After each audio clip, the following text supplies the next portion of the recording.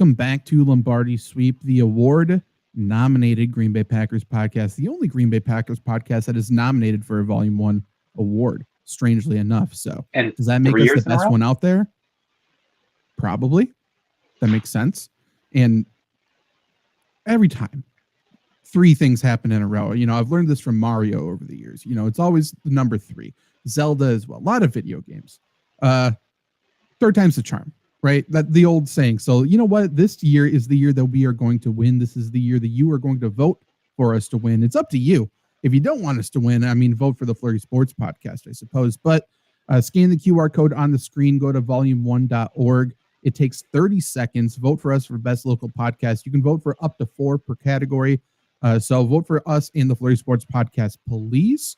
We would be very thankful. You have until Friday to vote. You have until Friday to create more email addresses. You have until Friday to pay all of your family members, friends, bribe them, guilt trip them, whatever, into voting for your favorite Green Bay Packers podcast, which, I mean, if you want to vote for your favorite Green Bay Packers podcast, there's only one choice, like I started this off with, and that is Lombardi Sweep. So please go ahead and do so.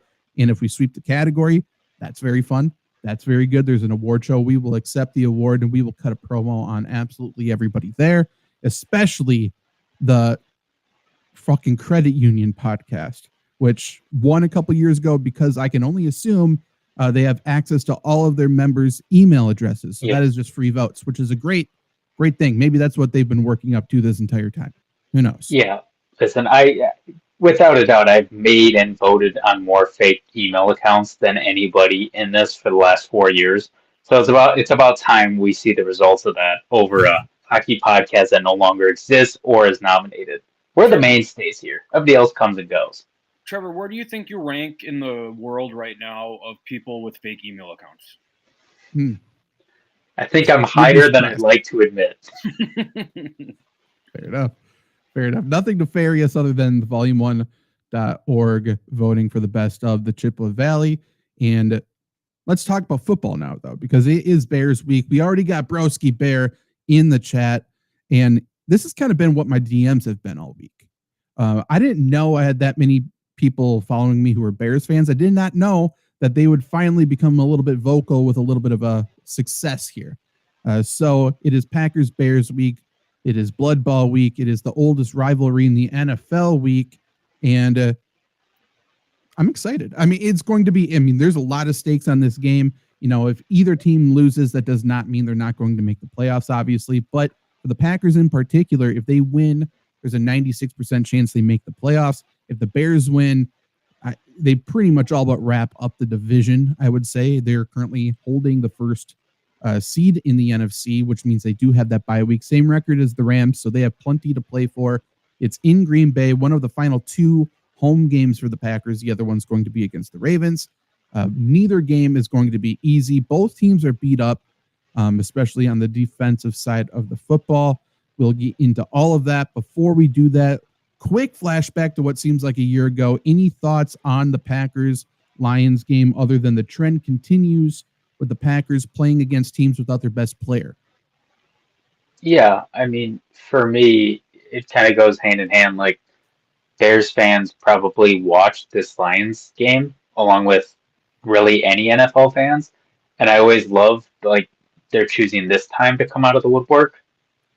I would have thought they would have learned by now. I'm not saying the Packers are going to win this game, but, like, they're like the kid who gets picked on and then gets his older brother and then, like, puffs out his chest and acts tough. It's like, buddy, how many times do we have to teach you this lesson? You know, so, you know, if I'm a Bears fan and I watch the Lions-Packers game, the Packers weren't perfect, but that offense was pretty fucking good. So I'd be a little worried, and I'd wait a little bit before talking. But Packers defense also could have done some things better. So it'll certainly be interesting what type of team we get from both teams, because they look complete opposite. The Bears look bad. I don't give a shit if they beat Philly and Philly. They look bad. The Packers look better than them, so some reason for optimism there. My analysis on the Detroit Lions Green Bay Packers game is going to be the same analysis that I've given for every single game this year, is that I love Micah Parsons. I think he's a top 5 player in the NFL. And that's really about it. I mean, that was a fun game to watch, right? Thanksgiving against, you know, a good team against a poser Detroit Lions team. I've been riling up a lot of Lions fans lately by making the case that Ben Johnson was actually the alpha in Detroit last year. And Detroit fans do not like when you take shots at Dan Campbell, which is very fun to do if you hate the Detroit Lions. Sure. I mean, he's the easy one to, you can't make fun of him. He's the golden child. Yep. They're protective of Jared Goff as well, but more so Dan Campbell than anyone. But Lions, we were worried about the running game. It's very clear. Running against the Packers, you can do it, but you have to do it between the tackles. Like if you do it outside the tackles, then Packers are so fast, they just rally to the ball. Yeah. If you can run between the tackles, I mean, you can really move the ball against the Packers. Lions interior three, potentially one of the worst in the NFL, which is why they were potentially going to bring back Frank Ragnow. Turns off Frank Ragnow's hamstring's not attached to his bone. Yeah, he just walked around injured. Yeah, allegedly. A grade 3 hamstring strain means it is detached. It is torn. I don't think that is necessarily the case. I think there's a little home cooking. I think if the Packers lost, I think Frank Ragnow would potentially be playing this week. But alas, he's shut down. Terrion Arnold shut down. Amon-Ra St. Brown's trying to come back, but he'll get shut down for this week. Lions are now doing the San Francisco 49ers of last year, in my personal opinion, trying to get that third, probably end up getting third hardest schedule of the NFC North next year because, how the divisional standings go. So next year, Lions are going to be scary because of that schedule. But now I think the Packers, put the blinders on. It's a race for number 1. Lions are locked into number 3. Vikings are locked into number 4. We'll see what happens with Packers and Bears because they play each other 2 times in the next 3 weeks. I hate NFL schedule makers for this reason. That is so stupid. But that is what happens. So really, what if whatever happens this week, you got to turn it around and do it again in 2 weeks. What if they did a 6-week gauntlet for all 6 divisional games at the end of the year for every team? That would make sense, at least if everyone's on the same page. Like, remember, Chargers started the year with 3 divisional games. Sure did. At what point, there needs to be some sort of consistency here. Yeah, like the Packers game 1 was against the Lions, a must win, and then they didn't play their division again till the Vikings the 23rd of November, like just 2 weeks ago. Like you have 18 weeks of seasons, and you put 10 weeks between 2 divisional games. How does that make any sense? I don't know. And then, so Packers go through a gauntlet at the end of the year. They also have that early bye week, so there's no rest in between. It's tough. It is a tough road it's been tough since the bye. It's going to be even tougher down the stretch. Obviously, like I said, Bears 2 times in 3 weeks, Broncos in between there. We got the Ravens, and then we end with a little patty cake versus the Vikings. But the Vikings would love nothing more than to spoil the Packers seeding, playoff berth, whatever it may be at that point. So that's not going to be a gimme. They're going to be in Minnesota as well. So very interesting. Not a ton to say about that Thanksgiving game. So if you guys got nothing else, we can just transition into the injury report for both teams, there's interesting things. Yeah, I'm absolutely devastated that Amon-Ra St. Brown could not have finished that game. Yeah. Listen, because you wanted to beat him at full strength, or what? Because I really, really like Amon-Ra St. Brown. Oh yeah, we all do. Yep. I mostly like him for his podcast, though. Right. He might be a top. Okay. Side note: the Spotify Rap Day today, the Kelsey podcast is the #1 sports podcast. Do you know anybody on earth who listens to full episodes of that? I just brought this up to Jake on the Flurry Sports podcast, I think last week. Like, they were on top of the world. Yeah. I haven't heard of Travis Kelce this season, much less the Kelsey podcast. He's under the radar. It's very weird. I don't know that I agree. I've never met anyone that has, consumed more than 50 seconds of that podcast at a time. I used to watch it, and I have nothing against it. This year I haven't watched a second of it. Yeah, interesting. Okay. I haven't even seen clips. I've seen nothing. Well, to be fair, that's what happens when a lot of people didn't know that Taylor Swift and Travis Kelce got engaged. This is the natural cycle of things. Yeah, to Luke's point, maybe we were the ones that were too dialed in at that point. Maybe he's really got the temperature gauge of the rest of the league. But yeah, it's weird. Also, Fantasy Footballers was like the number 4 overall sports podcast. So I don't know. Well, interesting rankings, I'll say. Pat McAfee show is like number 6. Who listens to audio only Pat McAfee show? Anybody? Listen, all that matters is that my top podcast was the Flurry Sports podcast. So that's I'm doing my part. So yeah, exactly. And then you went and created extra burner emails to vote for the Flurry Sports podcast and Lombardi Sweep at Volume 1. Like, and one person. Oh, okay. Step on my transition, but keep going. I'm sorry, it's pretty bad. I just want to put a bow on this. I'll repeat it. It's fine. It's pretty bad when your brother is a better interview host than you, and your brother is like one of the most is he vanilla I assume so. I don't know. I've never seen it. I honestly don't know. They're both. I don't know. I don't know. I assume. I mean, you look at Amon-Ra St. Brown, and like, that's just not a person that I want to talk to. No, and I guess he showcases more personality like on the football field. Like there's people like that, who are like Buda Baker's one person who's kind of weird, quiet off the field, and then he turns into a psycho on the field. But Ahmad-Ra like sucks the energy out of every fucking room. Right. Maybe it's biased that I just hate Amon-Ra St. Brown, but like all his energy that he brings onto the field, it all feels like he's a poser. It does. I mean, he does all the dances depending on who's there. If you're, a superstitious person, ever since he did that dance in Washington, I don't think they've won a game, but he does feel like a cornball every time he gets a pass. Nothing's original. I feel like the standing on the head celebration was something he saw from something like Madden and stole. Yeah, line up on the outside and do some dances. See what happens. Agreed. If you're a good wide receiver, line up outside. Fully agree with that. I'm going to repeat the transition. Sorry, I'm sorry. No, you're good. It's fine. It's just going to make a little less sense. Okay. One person who has more time to create more email addresses to vote for the Lombardi Sweep is Devontae Wyatt, unfortunately. Yeah.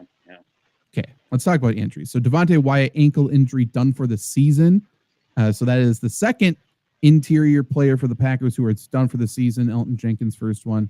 Other side of the ball, Devontae Wyatt now. Packers obviously then lose both starters from interior defensive line from last season because they traded away Kenny Clark. Now no Devontae Wyatt, who's been very good this year for my money. I think he's been very, very good. No TJ Slayton.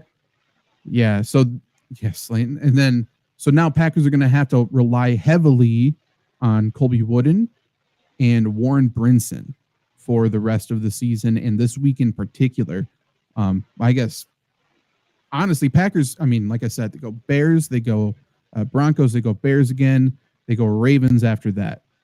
That's 4 offensive lines that I don't really want to mess with. But this Bears interior 3, these are 3 guys that they went out and got this offseason. So we're talking about Joe Thuney, we're talking about Drew Dahlman and Jonah Jackson. These 3 are very, very good. So I am actually a little bit afraid of those 3. But in terms of the rest of the injury report this week, other than Devontae Wyatt, who is fully out, obviously, going to be put on IR if he's not already. Lucas Van Ness did not practice today either. For both teams, it was just estimated practice. Neither team actually did their practice, which interesting at this point in the season, especially for the Packers coming off of a Thursday game. But Lucas Van Ness did not practice. Savion Williams did not practice with a foot. Devontae Wyatt, like I said, with an ankle. And then everybody else was either limited or full participant. Jordan Love in particular was a full participant with that shoulder injury. So that's good to see. Jaden Reed could potentially come back this week. He was limited. Marshawn Lloyd is alive and well. He was a limited participant. If he can come back and provide a spark for the Packers offense and actually be healthy and be a 5-6 touch per game guy down the stretch, like I think that we could see a very different Packers offense, to be completely honest. So I think that's very, very exciting if you're a Packer fan, that we could potentially get back a 2nd-round pick in Marshawn Lloyd to finally show what this offense is supposed to look like. Obviously, no Tucker Kraft, so things change a little bit there. But any big takeaways from this injury report other than obviously the Devontae Wyatt stuff? Right, Devontae White's the key, right, after seeing what Chicago did against Philadelphia in the run, where it just felt like they ran halfback dive the entire game. Kind of what the Packers did against Minnesota, right? But Mhm. not having your stopper, your plug in the middle, it's going to hurt, especially with Quay Walker. I assume he's playing this week, but he's banged up. He's not 100%. And people like to make fun of him or say he hasn't been playing good football, which they're not totally wrong. And Lucas Van Ness to start his career, I thought he's been playing the run pretty well, especially when they lined him up over the center. So him not being there is not great either. So Yeah. I guess we're at the point where it's like nut up or shut up time, right? For these for Wooden and Brinson, which fine. I guess if you're going to do it, I guess now is a lot better time than the wild card round, and then make adjustments off of it. But yeah, right. It sucks. That sucks not having Devontae Wyatt. Yeah. To your point, Lucas Van Ness is inconsistent, but he's another, like, he's been at his best on the interior this year too. Sorry, stepped on what you were going to say, Trevor. No, I mean, Wyatt's a big guy, obviously for this team, not only big in general in real life, but he's a big guy for this defense. For me, it's a weird game. I'm always usually pessimistic about the Packers, and this run game is definitely concerning. Like, how do you stop the Bears running? To me, I just can't get out of my head that Caleb Williams fucking sucks at football. And a part of me is like, why does this matter at all? Like, he's got Odunze fucking doing conga lines in the end zone, and he dirts it 5 yards short. I mean, he's what, 33rd in completion percentage? Dude sucks. So I get it's a big loss to the defensive tackle position, but I don't feel any fear for Caleb Williams and the Bears. They might win the game, but I don't feel any fear for this running game because eventually they need to throw the football, and I don't think they can do that at all. I mean, that's completely fair. And I mean, to your point, we can get into the Bears injury report too, but I just talked about Packers injuries. I talked about how I'm afraid of that interior three of the Bears. And then I looked at the betting line. Packers are 6.5-point favorites in this game, which feels wild. Bears are obviously 9-3 again, atop the NFC. Even with all of that, Ben Johnson has continued to be realistic and honest, which I like everything he's doing this year. He continues to criticize one part of their team, and that's like, we're winning in spite of our quarterback. Like, he is not good. Our passing game is not there. We're running the ball very well. But at some point, to your point, you got to complete a pass on third down. You got to do, the quarterback has to make a play to win the game. And Caleb Williams has really struggled with that. He's had some flashes. He's had some insane throws. He had a throw this last week, rolling to his left and dropped it in a bucket. But, surrounding that play were incompletions left and right. So he is not capable of making the easy play at the moment. But yeah, 6.5-point favorites are the Packers. Over under is 44.5, which also surprises me, considering I feel like both of these teams could score points against each other. Agreed. But with all of that, you take a look at the Bears injury report. And again, they did not practice Wednesday either. But we're talking about Kyle Monungai didn't practice with an ankle injury. Rome Odunze didn't practice with a foot injury. And Tyreek Stevenson, corner, he's good, did not practice with a hip injury. Sounds like he's probably not going to go. They returned Noah Sewell, linebacker. Their linebacking core has been extremely beat up the entire year. TJ Edwards was a limited participant as well. If those linebackers are still beat up and then still do not play, that's massive for the Packers. And that's the biggest reason why, in my opinion, Bears defense has been terrible all year long. They've been extremely, extremely injured. But that linebacking core, like, they've been on like their fourth and fifth string linebackers. It's been insane. If the Packers can face that this week, then I mean, that's great for Josh Jacobs. That's great for this offensive front that has been, inconsistent at best as well. A lot of Packer fans are doing some offensive line film work on Twitter too. I'm not sure if you guys have seen that. So people are looking into the offensive line, not correctly whatsoever, but they are doing so, which is good to see. Now, let me ask you guys something, because I've been watching this Bears team, and there is one team that this brings to mind that I think they're exactly like, if not a little worse. When the Vikings were really good and won the division, and everybody was going, watch out for the Vikings. And then everybody else, every Packer fan, every probably Bears fan, Lions fan was going, how are they winning all these games? This is not sustainable. They start at home against the Giants and they get bitched out of their own building. Am I the only one? Like, I'm looking at what the Bears are No. doing here. Las Vegas, Washington, both by a point. Cincinnati, if they get tackled, that's a loss. Like, if Dart's healthy, they'll lose to New York. Minnesota, they need a field goal. Pittsburgh by 3. Like, man, like, I just look at this team, and they might beat the Packers once. They might beat them twice. I still will never be scared of them with Caleb Williams as quarterback. Last week did a lot to legitimize them because they beat the Eagles, but like before that, they hadn't even really played good teams. They've been playing bad teams left and right. Well, Zach, I don't know if you remember, it might have been the preseason on one of these shows when we went over the Bears schedule, and we said that this Bears team can be, a 10-win team.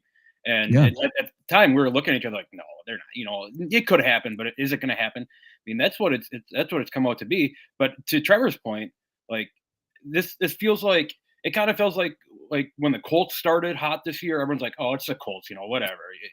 They're not legitimized. Again, I've been saying it all year. The Bears aren't a real team. They're beating bad teams by one score, but they are 9-3. They are atop the NFC. I mean, I agree with you, Trevor, 100% that I don't think Caleb Williams has at least gotten to the point yet in his career where he's a guy that you can rely on to go out and win games. But I mean, you don't just fall into a 9-3, record as the number, a number one seed with 5 weeks left in the NFC. Maybe you do, and maybe I'm wrong on that, but I think there is a little bit of legitimacy to this Bears team. But again, that's probably just because of that opponent record that they played this year. Well, there's maybe, in my opinion, there might be 4 offensive lines. You can go up to 6, but like there's 4-ish offensive lines that can win a Super Bowl. Bears are one of them. Yeah. And, there's teams, and I mean, we've talked about this on stream enough times as well. There's teams that cannot draft and scout offensive lines whatsoever. And the Bears have been one of those teams. They've drafted some good players and just played them out of position as well. But they finally figured out, hey, let's just go and pay guys that are really good. Like let's take all the mystery out of it. Let's go get Joe Tooney. Let's go get Drew Dahlman. Let's go get these guys. Let's just pay them. Let's make sure the offensive line's not the issue. And that's not the issue this year. That's been their issue for so long, even when the quarterback has been decent or whatever. But now they've got a good offensive line. They have a good run scheme, and the timing and everything is getting more comfortable in that run scheme, which is why they're scary. They can run the ball. Like, you don't accidentally have 2 100-yard rushers against the Philadelphia Eagles. Correct. So that's the issue. And again, if we want to criticize Caleb Williams, which I think he deserves every bit and possibly more because he's a little bitch, they're doing that in spite of not having that legitimate quarterback, which makes it 20 times tougher. Yep. If Caleb Williams is coming out and making every throw and backing that defense up, then it's like, holy shit, that's fine. But that's why they're running the ball well. That's why Chase Brown can run the ball well, because Joe Burrow's back there slinging it, or Joe Flacco's slinging it. They don't got that. They got the receivers that the defense has to respect, but we can all assume Caleb Williams is going to fuck up. Man, so if they go and get a good quarterback, if he develops or whatever, that's where the Bears get scary. But this week now, they're going to just come and run the ball, and they're going to try to make sure Caleb Williams isn't put in a position to win or lose the game. They don't want that. They want Kyle Monangai. They're hoping he gets healthy and can play. And they want DeAndre Swift to run the ball 12 to 15 times each. Like, that's the game plan. That's what they're going to try to do, because that's what they did last week. Yeah, why wouldn't you do the exact same thing? Yeah, if we want to look at like Chicago running clips, they're running between the tackles. They're narrowing line splits. And who does that sound like? It sounds like every team that's beat the Packers this year. Like, they've already been running this exact game plan, and they're just going to do it against the Packers this week. Except, Packers' best interior player, and I think probably the second best pass rusher on the team, and Devontae Wyatt's out. Like, they just get a little bit softer in the middle. So now guys need to step up, but also Edgerrin Cooper needs to get a lot better. Yeah. We've been pointing him out in the running game a lot. I think he's an awesome player, his diagnosis is terrible right now. Like he just takes wrong steps. He takes himself out of the play. So it's simple football this week. This is going to be old school football a lot, I think, this week. It's going to be fun to watch, but you got to do the little things right this week. Yeah, to your thing about old school football, I'm gonna pull what Luke says all the time. If I'm the Packers, I kick the ball and I'm blitzing the piss out of Caleb Williams every fucking time. I'm hitting him late. I don't care if I get penalties. You're putting the hurt on him. Like if we're gonna get key to the game, I think whoever scores a touchdown first wins this game. I truly like if the Bears go down the field first or second drive, score a touchdown, they go up 7-0. They're gonna believe they're hot shit, and they will probably have enough to win it with that running game, like you said. If the Packers blitz the piss out of maybe Bears go 3-and-out, one first down and out, and then the Packers go down the field and score a touchdown, they're gonna be like, oh fuck, we're still the little brothers again. Like look, you've talked about all the time. The Bears fucking suck, man. They're an awful franchise. They're starting to get the building blocks, but they still don't inside they still don't think they're a good franchise. So if you can make them believe that, like this game's over. Yeah, I agree. I agree with you on that. My worry about that is, and I think that Bear fans are very mistaken a lot, right? It's the loudest fan base is always the Bear fans. It feels like, and again, it's probably biased because right, we're Packer fans and we hear a lot of it. But I mean, when's the last time the Bears have had anything even exciting? Anything fun, anything good that they can cheer for? Now they're 9-3, top of the NFC for the first time in however long. So to me, I agree. This is and it's gonna be cold at this game. It's supposed to be 17 degrees, high 17. When that sun goes down, that's gonna drop down to single digits. To your point, Zach, this is as 1940s, 50s football Packers Bears as you're gonna get. But to me, this game is like a Jordan Love game, right? And Jordan Love has played well against the Bears in the past. But always when the Bears are good, it's Favre shut them down, Rodgers shut them down. Like it feels like to take the next step as a Packers quarterback is beat the fucking piss out of the Bears and kick the wind out of their sails. So this is a Jordan Love earn your pinstripes, earn your your green and gold game to me. And it's against again a defense that isn't very good. They're beat up and they're not playing very good. But I believe they still lead the league in takeaways. Yeah. So that's the issue with That's the issue with Jordan Love. Like last game, he played damn well. Like there's no doubt about it. He played very well, and he's had moments all year long. Last year too, he can make plays, but then on a dime, he'll fuck up. Like he'll just completely throw every little thing he's ever learned out the window. And it's not even decision making; it's mechanics. Like he goes back to square one. So in this game, like you can't do that, man. Like just don't make the mistake. Don't give the Bears an opportunity to capitalize because so far this year they continue to do that. Yeah, this is the first Packer Bear game in a long time where like this game actually matters, right? This is this can be playoff atmosphere. To that point, we've seen Favre do it. We've seen Favre come up big against the Bears when it matters. We've seen Rodgers come up big against the Bears. We've seen Love again beat the Bears, but he's never come up big in the Bears when it actually matters. And to be honest, guys, I'm gonna have the same. I'm gonna say this same thing verbatim in 2 weeks. So I'm happy to recycle that. But this is a game. It's gonna be a fun one. Yeah, it does feel weird because truthfully, no matter what happens in this game, it kind of doesn't matter because there is that next game in 2 weeks. It's tough to get up for. It's tough to really put a ton of importance into it, which it is important. Again, if the Packers win this game, whether you win the division or not, it would be great. They're essentially a lock for the playoffs if they beat the Bears one of the 2 times. So that's good. It'd be great to be in the playoffs, but that's not what this team is trying to do, right? They push their chips in the middle of the field, middle of the table, field 2, I suppose, when going to get Micah Parsons. So we're all in, we're beat up, we're injured, and it does not matter at this point. We got to go. There's no more excuses. Yeah, everything is thrown out of the window against the Bears.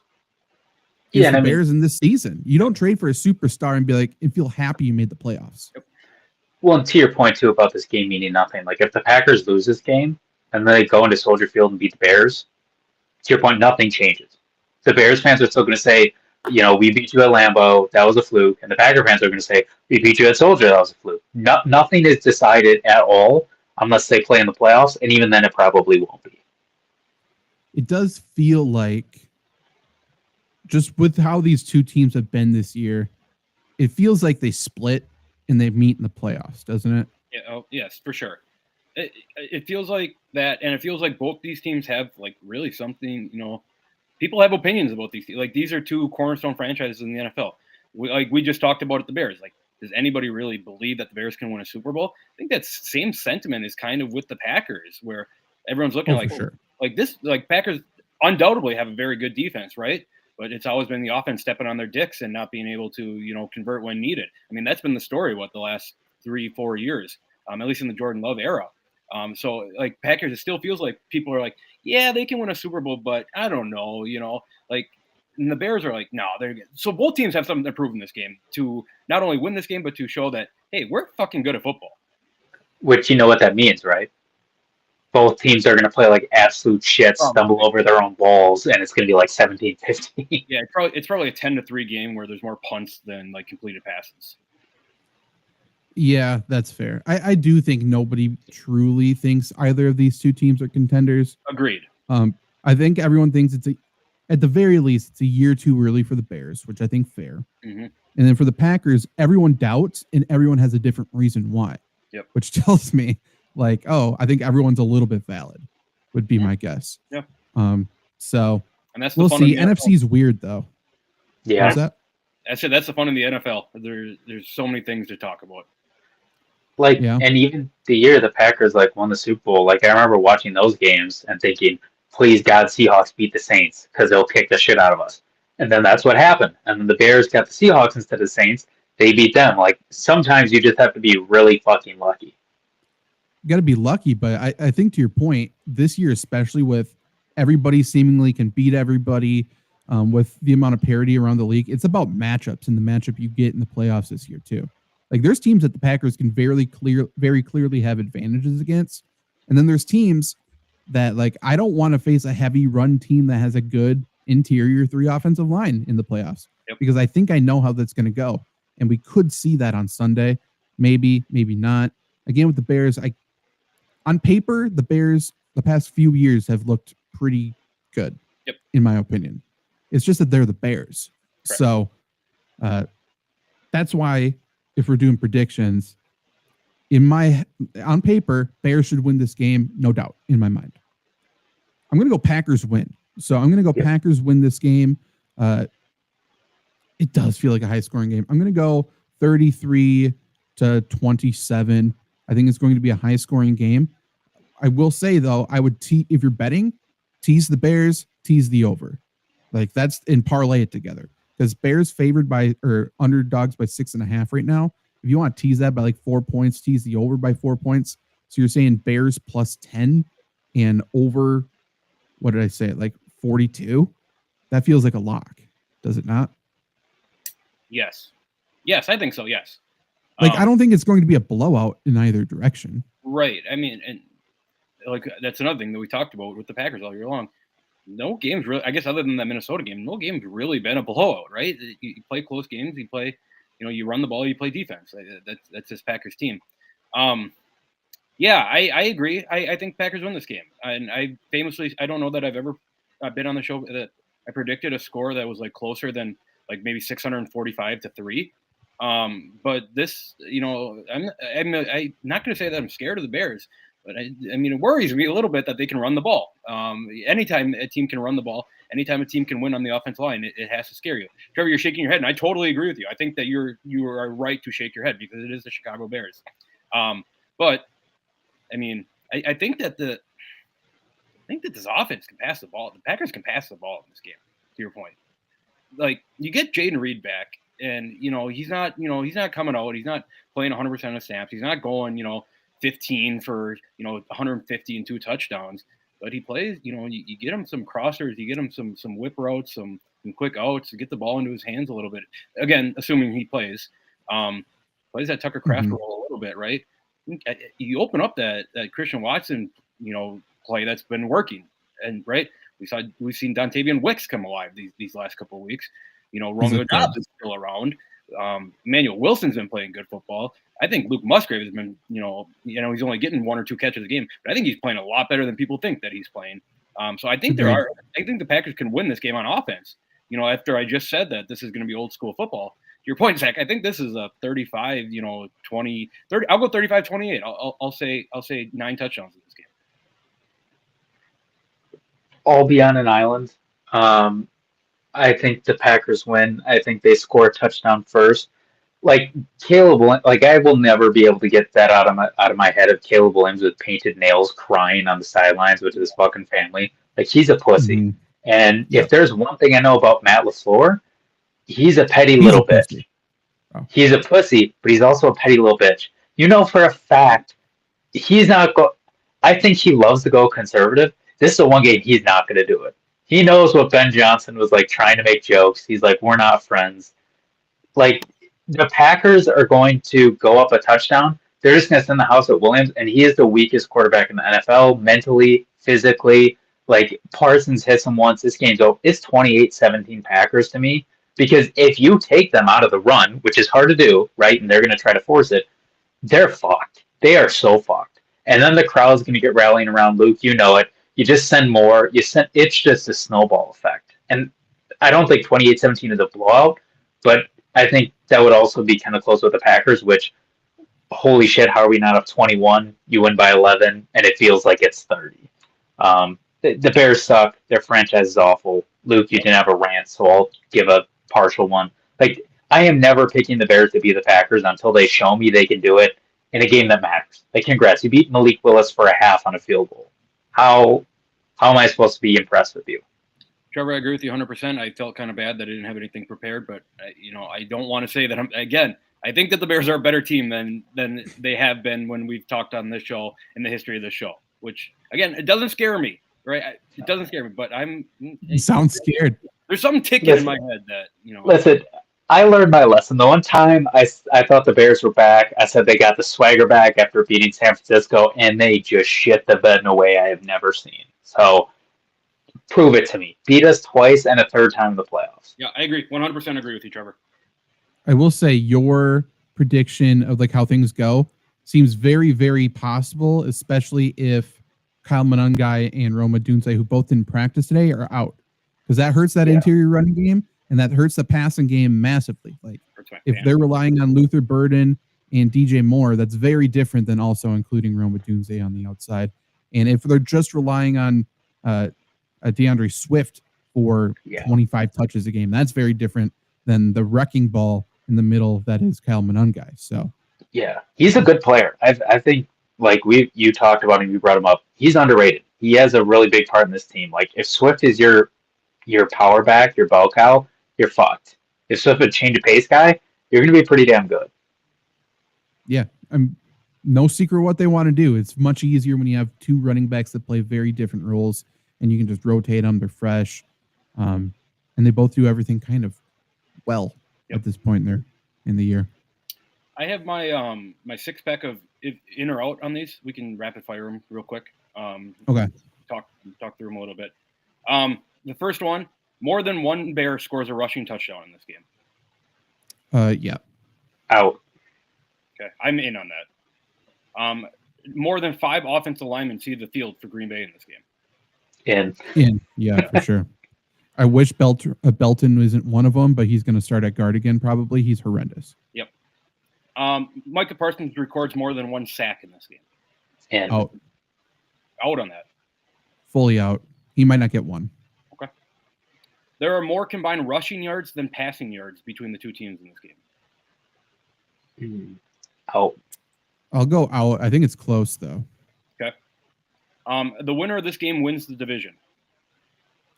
In. I think I'm in on that, too. In. I don't have faith in the Packers, but obviously if the Bears win it, I mean, pretty easy. All right, last one. When everyone in this game's career is over, the over-under half an MVP award in this game. Under. Way under. Can I go negative? Yeah, no shot. Both of these teams have some good players. These teams have no great players. Yeah, I know. Other than Micah. Yep. Now, here's one thing I just want to get in before we go off air. I was listening to the episode. Obviously, I couldn't be at because I was with family, but I could like sneakily listen. I hate deviled eggs, and I don't ever want the brand of me liking deviled eggs being put on me. So you can call me whatever, Yeah. but never call me somebody who likes deviled eggs. I am all out. They are disgusting. They're awful. No, can't do it. Eggs and mayo, just not a great mix. Which eggs are mayo. I understand that, but can't do it. Well, no, True. mayo is eggs. Well, yeah. But which came Yeah, first, the yeah, mayo that's or a the good egg? point, I But guess. yeah. Also, hand up. I don't know if you saw it. Maybe I've admitted this already. I did not know cream cheese was the frosting on cinnamon rolls, so that's why I've hated cream cheese the whole time. It's cream It I cheese got it can mixed be. up with something else. That's completely on me. It's not cream cheese. always though. Yeah, it's cream cheese frosting, not cream cheese. Yeah, I Yeah. know, but Okay. I've never actually had cream cheese. I've only had cream cheese frosting, so I'm judging completely off basis. So You that's know, on me. you know what I did have? Shout out Big You Apple ever had Bagels. crab rangoon? No. Shout out Big Apple Bagels. I had 2 cheddar bacon bagels the other day with dill pickle cream cheese, which was awesome. Which Sounds is, like a banger. which it sounds like that's some crazy concoction. They just put cut up pickles into cream cheese, and it was great. There's Minnesota sushi, which is just pickle, cream cheese around it, wrapped in ham. Awesome. That's Sounds banger. awesome. It's They very have good. pickle fries as part of the Grinch meal at McDonald's now. They have fries and then they have some dill pickle salt. That sounds like something you'd like, Luke. Yep, sounds incredible. Yeah, every dill pickle thing you can get is basically in this household. So Heinz pickle ketchup is the best kind of ketchup too, by far. Try it. It's unbelievable. I hate ketchup, but It's super vinegary, so you would Yeah. like it more. yes, ketchup. Yep. Yeah, I don't know why they push ketchup so hard when you're a kid. Like ketchup sucks. Mustard Well, clears especially- it by a mile. When you guys were kids, did you get the tail end of like the colored ketchup shit Yeah. or no? Yep. Yes. Okay. Yeah. I never tried it though. That was disgusting. I think I did once, and you could taste the food dye. It was not good. Probably better than the ketchup. That's might be Maybe. true. Yeah, they marketed it as like you could draw with this shit. Yeah, Like, I remember that. It Yeah. wasn't like you could eat it. It was weird. Speaking of mashups, do you remember when they were like, "Man, PB&Js take too long to make. Let's put them both in the same jar." Yeah, it might be. Why bad. did that ever Bad. work? It was bad, It's and it not feels good like either. it should work, but it was bad. Should. Maybe, maybe that's my Shark Tank thing. I just need to make it work. Because PB&Js might be the thing I've had most in my life. That's your For, like, most food. consumed food in your life. Well, I guess not Probably. food, but let's Probably. just say Like, entree. probably. It's gotta be. If you include Uncrustables too, for sure. Yeah, The Apple Uncrustables right now, the extra peanut butter ones are double the protein in there. Banger. They're so Are the good. Nutella ones good? I saw those. I don't like Nutella, so I haven't had them. what's the ratio for it? 70-30 peanut butter jelly? In the new ones? No, I'm just saying for your perfect sandwich. Oh, Probably. yeah, probably. It's more peanut butter than jelly for sure. Yeah. If you have too much jelly, you're a child. Yeah, and you get Grow too, up. It's not too good. sticky. Yeah. Agreed. Yeah, I don't want it to drip out. I Yeah, don't want. as someone who gets messy who likes to like get in the weeds when I eat, I don't like getting jelly hands. Yeah, put your chin strap on. You're going in Yeah. for sure. Yeah, we're playing 1940s football when we're eating. Head down 100%. as the gunner. Also, the Patriots Giants real quick. The linebacker who just like annihilated Jackson Ellis. Dart on the sideline. That was Mm-hmm. like one of the coolest things I've ever seen in football. He just like full out, body jumped up in the air. Like that wasn't even like he was trying to wrap up and put him to the ground. He was getting him the fuck off the field. Shout out Ellis, man. I agree. That was good. Immediately after, John Michael Schmitz, offensive lineman for the Giants from Minnesota, really good player. I like him a lot. Tried to like tackle Ellis and couldn't get him down. One of the worst displays of athleticism I've ever seen. Can't have that. Also, I saw somebody tweet like he was inches from out of bounds. So you mean inbounds? Like what the fuck Right. are we calling not legal when he's inbound? If you're in bounds, you're fair game. I'm decleating. Like a punter got decleated in the Pro Bowl. a few years ago. What did we become if that's not a legal tackle? Yeah, get the fuck out. Like, quit playing around. If you don't, I hate the bang plays of like, oh, the quarterback started to slide when the linebacker or whatever started their tackle. That's stupid too. Just fucking get down. Who cares? It should be like in MLB. I'm going to lose you a little bit, Zach, but stay with me. It won't be too long. Tie goes to the runner.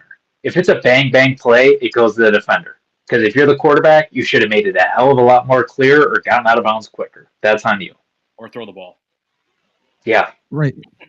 You're not fighting for the extra yard either. It's you want to be allowed to have the extra yard. You're not fighting for it. So that's why, like, I hate the argument for it. You want to not get touched and also get extra yards. It's stupid.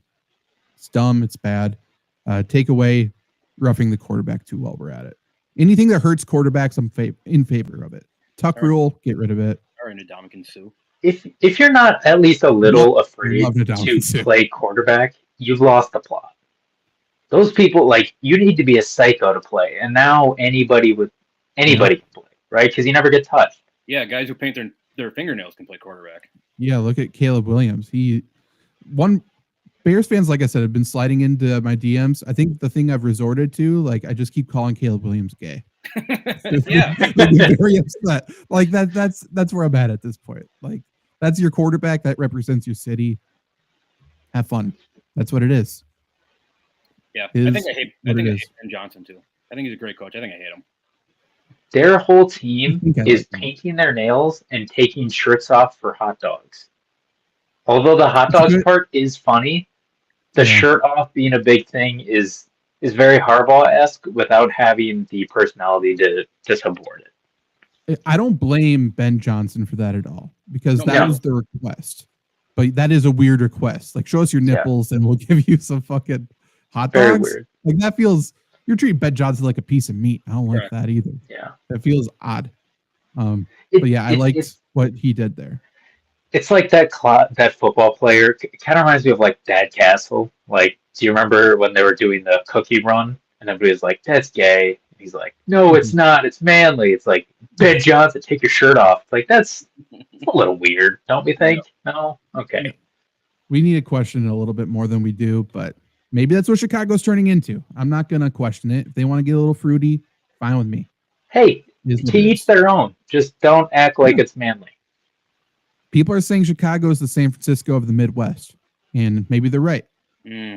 Honestly, pretty apt. Both are incredibly overrated and expensive. So, in terms of like the culture and the I guess the politics behind it, I mean, it's definitely Madison, Wisconsin, right? If we're being don't put Madison in the same. Madison in San Francisco. Don't. No. Yeah. No. I don't think so. No. Madison runs laps around San Francisco. San Francisco actually sucks. It's one of the most overrated cities on this entire planet. I'm not saying that Madison sucks. I think in terms of... Never mind. Have you ever been to State Street at like 1 a.m? I was very different. And you're saying it's San Francisco-esque? I think that I haven't been in a few years on State Street, so they lost their edge. That hurts. Yeah, there's a similar demographic of people who probably live in San Francisco and Madison. But we went for a concert, and we went to a bar after, and it was right after Wisconsin beat Illinois. And my buddy, I mean, we were a couple drinks in.